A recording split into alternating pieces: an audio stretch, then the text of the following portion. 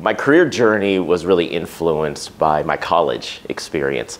So I went to UC Berkeley in the 90s, and going to Berkeley, you think about the 1960s and all the protest movements and all the students there that did the free speech movement, fought for ethnic studies, and did a lot of work around civil rights. And when you go to Berkeley, you either opt in to the activist culture or you opt out and you do other things.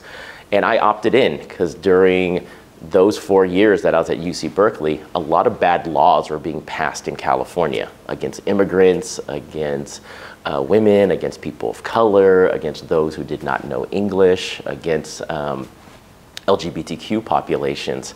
And because of that, and I thought it was a privilege for someone to go to UC Berkeley, I always felt we needed to bridge that gap between campus and community. So I got really involved in social activism.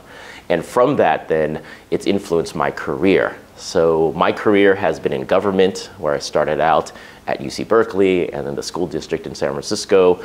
And then coming here to New York City, I've been working in the nonprofit sector the entire time.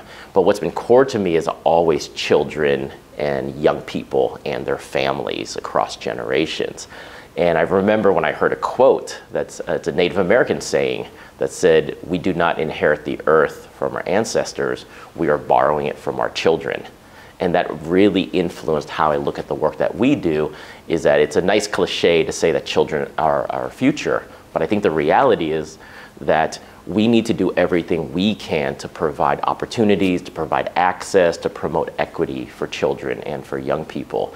And that's where I always felt the best way to do that was through the nonprofit sector. And it's so key for nonprofits to work not only with other nonprofits, but we also have to work across sectors. So with government, with businesses, with the philanthropic community, with individuals in the neighborhoods, to make sure that we're doing everything we can to provide that safety net for children, young people, and their families, but also that we're doing everything we can to promote their upward mobility in American society. And I think it's a privilege to be able to work with the community, and I think it's our responsibility to give back to the community.